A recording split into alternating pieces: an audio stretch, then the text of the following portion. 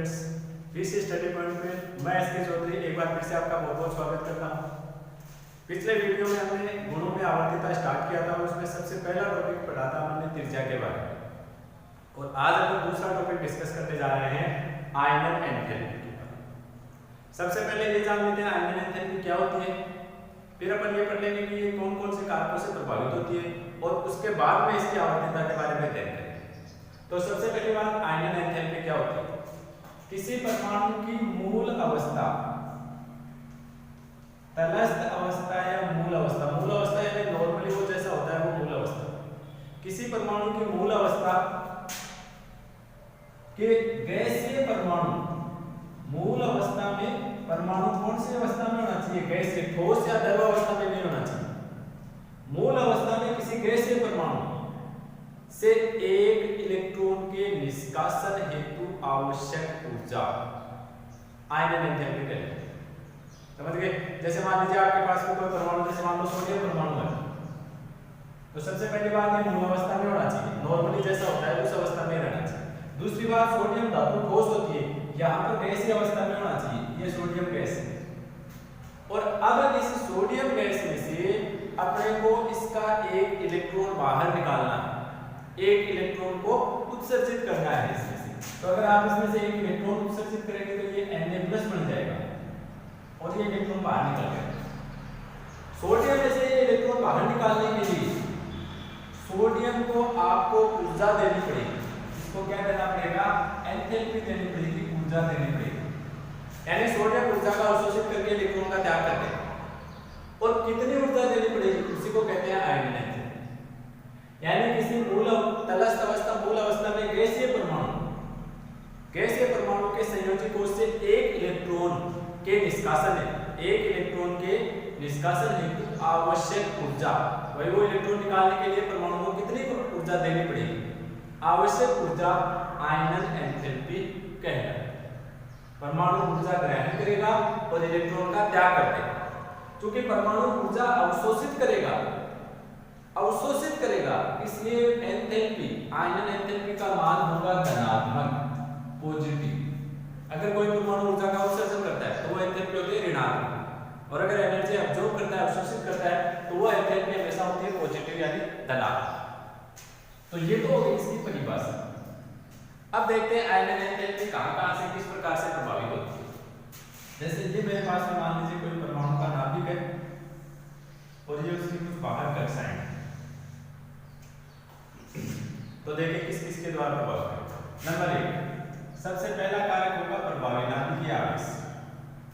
ये मान लीजिए इसमें कुछ इलेक्ट्रॉन भरे हुए हैं और इसमें से आप किसी इलेक्ट्रॉन को निकालना चाहते हैं। इलेक्ट्रॉन हमेशा निकालेंगे तो जो सबसे बाहर दुर्बलता से बंधा हुआ इलेक्ट्रॉन होता है वो निकलेगा। जैसे ये अंदर वाले दोनों इलेक्ट्रॉनों का उत्सर्जन नहीं होगा, पहले इन तीनों में से किसी एक इलेक्ट्रॉन का उत्सर्जन होगा। समझ गए? बाहर वाले जो तीन है इनमें से।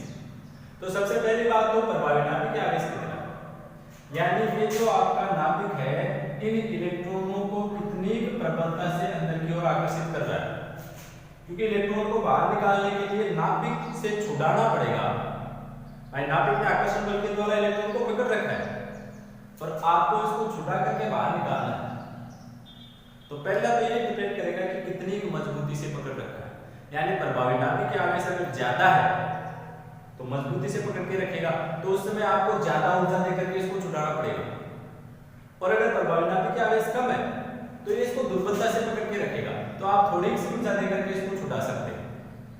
यानी प्रभावी नाभिकीय आवेश अगर ज्यादा होगा तो आयनन एंथैल्पी भी ज्यादा होगी, और प्रभावी नाभिकीय आवेश अगर कम हुआ तो आयनन एंथैल्पी कम होगी। यानी प्रभावी नाभिकीय आवेश अगर ज्यादा होगा तो आयनन एंथैल्पी भी क्या होगी? ज्यादा। दूसरा कारक है त्रिज्या।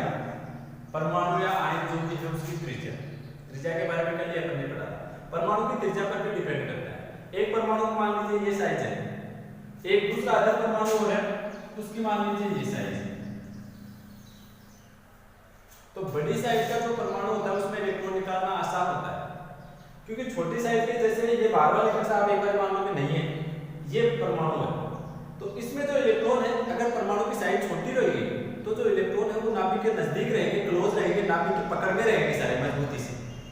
और अगर परमाणु की साइज बड़ी होगी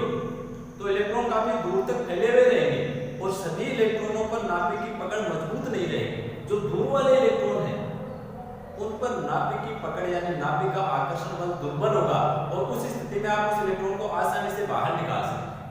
यानी त्रिज्या जितनी ज्यादा बड़ी होगी इलेक्ट्रॉन निकालना उतना ही आसान होगा। अगर त्रिज्या का मान ज्यादा होगा तो आयनन एंथैल्पी का मान कम होगा। और एक तीसरा महत्वपूर्ण प्रभाव है परिरक्षण प्रभाव। परिरक्षण या इसको आवरण प्रभाव भी कहते हैं। ये देखिए क्या होता है।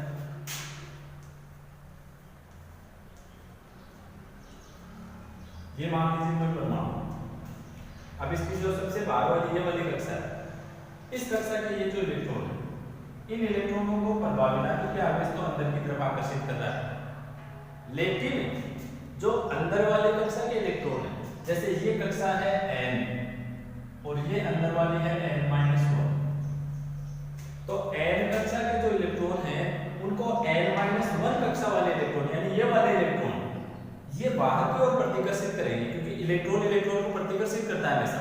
तो ये अंदर वाला जो इलेक्ट्रॉन है ना, इन बाहर वाले इलेक्ट्रॉनों को बाहर की तरफ प्रतिकर्षित करेंगे, तो इस इलेक्ट्रॉन पर बाहर की तरफ बल लगेगा। और बाहर की तरफ अगर बल लग रहा है तो इलेक्ट्रॉन को निकालना आसान है।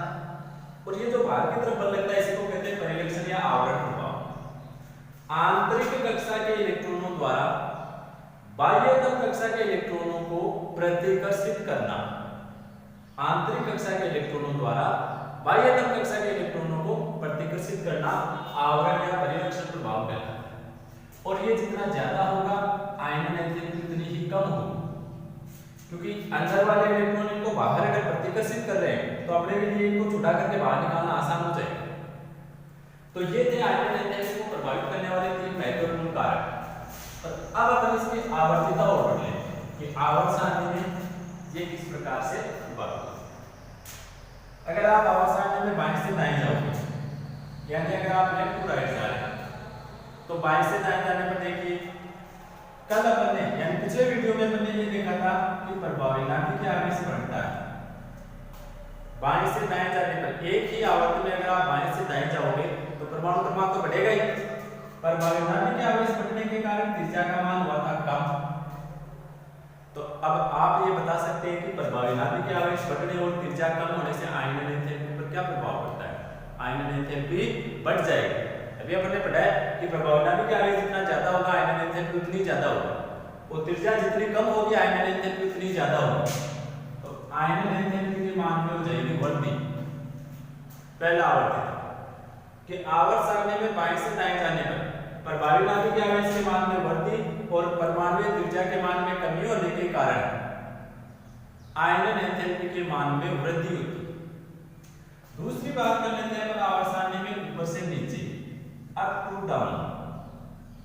अगर ऊपर से नीचे जाते हैं तो अपन ने पढ़ा था कि n का मान बढ़ेगा। त्रिज्या वाले में पढ़ा था कि n बाह्यतम कोषों की संख्या बढ़ जाएगी और त्रिज्या भी बढ़ जाएगी। क्योंकि n और त्रिज्या के मान में वृद्धि हो रही है, परमाणु की साइज बड़ी हो रही है, तो आयनन एंथैल्पी के मान में कमी हो जाएगी। त्रिज्या जितनी ज्यादा बढ़ेगी आयनन एंथैल्पी धीरे धीरे उतनी ही क्या हो जाएगी? कम हो जाएगी। तो ये दो कारक है, बाएं से दाएं जाने पर आयनन एंथैल्पी के मान में वृद्धि होती है और ऊपर से नीचे आने पर आयनन एंथैल्पी के मान में कमी होती है। ये हो गया आयनन एंथैल्पी में आवर्तन। यदि आप किसी परमाणु से पहला इलेक्ट्रॉन निकाल रहे हैं, एक इलेक्ट्रॉन बाहर निकाल रहे हैं, तो वो आयनन एंथैल्पी होगी। जैसे मान लीजिए मैग्नीशियम है, मैग्नीशियम से आपने एक इलेक्ट्रॉन निकाला, ये निकाला। फिर मान लीजिए आप मैग्नीशियम से दूसरा इलेक्ट्रॉन और निकालना चाहते हैं, एक तो निकाल रखा है, एक इलेक्ट्रॉन और निकालना चाहता हूं तो ये बन जाएगा Mg+2, एक इलेक्ट्रॉन और निकल जाएगा। दूसरा इलेक्ट्रॉन निकालने के लिए जो आयनन एंथैल्पी चाहिए उसको कहते हैं द्वितीय आयनन एंथैल्पी। किसी परमाणु का पहला इलेक्ट्रॉन निष्कासित करने के लिए जो ऊर्जा होती है वो प्रथम आयनन एंथैल्पी, दूसरे इलेक्ट्रॉन के लिए द्वितीय आयनन एंथैल्पी, तीसरे इलेक्ट्रॉन के लिए तृतीय आयनन एंथैल्पी, इस तरह से आगे चलती रहेगी। और हमेशा जो फर्स्ट आयनन एंथैल्पी होती है इसका मान कम होता है, द्वितीय आयनन एंथैल्पी का मान हमेशा होता है ज्यादा, तृतीय आयनन एंथैल्पी का मान और भी ज्यादा होता है। हमेशा आयनन एंथैल्पी का मान धीरे धीरे बढ़ता रहता है। क्यों? क्योंकि मैग्नीशियम में से एक इलेक्ट्रॉन निकालने के पश्चात इसका प्रभावी नाभिकीय आवेश कुछ ज्यादा हो जाएगा। जैसे मान लो सोडियम की बात करें परमाणु क्रमांक होता है 11। ठीक है, आपने एक इलेक्ट्रॉन निकाल दिया। इलेक्ट्रॉन निकालने के बाद में इलेक्ट्रॉन कितने हो गए? 10 हो गए। पहले 11 थे, आपने एक निकाल दिया तो 10 हो गए, लेकिन परमाणु क्रमांक तो उतना ही रहेगा ना, 11 है। यानी ये प्रभावी नाभिकीय आवेश 11 प्रोटॉन, पहले तो 11 इलेक्ट्रॉनों को पकड़ के रखे थे और अब केवल 10 को ही पकड़ रखा है। तो सीधी सी बात है, 10 को पकड़ेंगे तो ज्यादा स्ट्रांगली पकड़ेंगे, तो अब बचे हुए इलेक्ट्रॉनों को ज्यादा मजबूती से पकड़ लेंगे। अर्थात किसी परमाणु से एक इलेक्ट्रॉन निष्कासित करने के पश्चात शेष इलेक्ट्रॉनों पर नाभिक की पकड़ मजबूत हो जाती है। 2 इलेक्ट्रॉन निकालने के पश्चात बचे हुए इलेक्ट्रॉनों पर नाभिक की पकड़ और भी ज्यादा मजबूत हो जाती है, यानी धीरे धीरे पकड़ मजबूत होती जाएगी इलेक्ट्रॉन। और अब बस थोड़ा सा 2 मिनट का हो रहा है, अब अपन ये देख लेते हैं कि आवर्त सारणी में इसका कहीं अपवाद तो नहीं है। आवर्त सारणी में अगर आप बात करें वर्ग संख्या 1 2 के बीच में डी ग्रुप तो आ जाते हैं, फिर 13 14 और 15। जैसे पहले वर्ग में तत्व आते हैं लिथियम सोडियम पोटेशियम, दूसरी में आते हैं बेरिलियम मैग्नीशियम कैल्शियम, फिर 13वें में है boron aluminium gallium carbon silicon nitrogen phosphorus, ये तत्व हैं। तो इसमें अभी अपन ने ये पढ़ा था कि आवर्त सारणी में अगर बाएं से दाएं जाएंगे तो जो आयनिक एंथैल्पी होती है इसमें वृद्धि होती है। नॉर्मली बाएं से दाएं जाने पर आयनिक एंथैल्पी में होती है वृद्धि, लेकिन अपने को बीच बीच में मिलेगी कहीं पर कमी। जैसे आप दूसरे वर्ग से 13वें वर्ग में जाएंगे तो आयनिक एंथैल्पी में कमी होती है, यानी बेरिलियम की तुलना में बोरोन की आयनिक एंथैल्पी कम है, मैग्नीशियम की तुलना में एल्यूमिनियम की कम है। पहला तो आपको ये ध्यान रखना। दूसरा, अगर आप जाएंगे वर्ग संख्या 15 से वर्ग संख्या 16 में तो भी आयनिक एंथैल्पी में कमी होती है, 2 जगह बीच में कमी होती है, अपवाद है। और कमी होने का कारण क्या है? कारण ये है कि कोई भी परमाणु अगर उसके कक्षक आधे भरे हुए हैं और पूरे भरे हुए हैं, आधे भरे हुए यानी अर्ध पूरे और पूरे भरे हुए यानी पूर्ण पूरे, उन कक्षकों का स्थायित्व हमेशा ज्यादा होता है। यानी आधे भरे हुए कक्षक और पूरे भरे हुए कक्षक हमेशा ज्यादा स्थायी होते हैं। और यहाँ पर आपको वही प्रभाव देखने के लिए मिलेगा। जैसे देखिए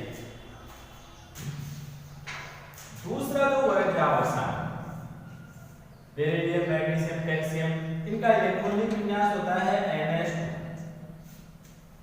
और जो 13वां है उसका इलेक्ट्रॉनिक विन्यास होता है NH2Np1। देखो S में ज्यादा से ज्यादा 2 इलेक्ट्रॉन भर सकते हैं, यानी ये पूरा बराबर है। S में मैक्सिमम इलेक्ट्रॉन भर सकते हैं 2, P में आप ज्यादा से ज्यादा 6 इलेक्ट्रॉन भर सकते हो, D में 10 भर सकते हैं और F में 14 भर सकते हैं। अपने यहाँ पर S और P काम में आए तो ध्यान रखना, S में 2 भर सकते हैं, P में 6 भर सकते हैं मैक्सिमम। यानी यहाँ पर इनके इलेक्ट्रॉनिक विन्यास में S कक्षक पूरा बराबर है, दोनों का विन्यास होता है NH2, दूसरे वर्ग का पूरे का ही NH2 विन्यास, यानी कक्षक पूरे भरे हुए हैं स्थायी। और वर्ग 13 की अगर बात करें तो NH2Np1 न तो आधा बराबर है न पूरा बराबर, बाहर वाला ये हो गया ना। P में 6 भर सकते हैं आप, 6 भरते तो पूरा बराबर होता और 3 होते तो आधा बराबर होता। तो ये क्या करते हैं, एक इलेक्ट्रॉन का त्याग करना चाहते हैं। बोरोन और जो एल्यूमिनियम है ये चाहते हैं कि मैं एक इलेक्ट्रॉन का त्याग कर दूं। क्यों? क्योंकि एक इलेक्ट्रॉन त्यागने के पश्चात इनका पूरा बराबर कक्षक बचेगा, तो ये स्थायी होने के लिए एक इलेक्ट्रॉन का त्याग करना चाहिए। और ऐसा ही आपको वर्ग संख्या 15 और 16 में देखने को मिलेगा। वर्ग संख्या 15 का विन्यास होता है NH2Np3, यानी आधा बराबर है अर्धपूरित स्थायी। P में 6 भर सकते हैं, 3 यानी आधा हो गया अर्धपूरित स्थायी। और वर्ग 16 में होता है NH2Np4, न तो अर्धपूरित है नहीं पूर्णपूरित। इसलिए वर्ग संख्या जो 15 के तत्व हैं इनके आयनिक एंथैल्पी ज्यादा होते हैं, क्योंकि ये स्थायी है, इनका इलेक्ट्रॉनिक विन्यास अर्धपूरित स्थायी होता है। इसलिए वर्ग संख्या 15 की आयनिक एंथैल्पी वर्ग संख्या 16 के तत्वों से ज्यादा होती है। जैसे ऑक्सीजन की तुलना में नाइट्रोजन की आयनिक एंथैल्पी ज्यादा है, सल्फर की तुलना में फास्फोरस की आयनिक एंथैल्पी ज्यादा है। तो ये था अपना आज का वीडियो। आज का टॉपिक आयनिक एंथैल्पी क्या होती है, किस प्रकार से कौन कौन से कारकों से प्रभावित होती है, इसमें आवर्तिता क्या क्या है और अपवाद क्या है। आज के वीडियो में बस इतना ही, आयनिक एंथैल्पी। इसी के साथ में अपना आज का वीडियो कंप्लीट होता है, समाप्त होता है। वीडियो अच्छा लगे लाइक कीजिए, कमेंट कीजिए, शेयर कीजिए।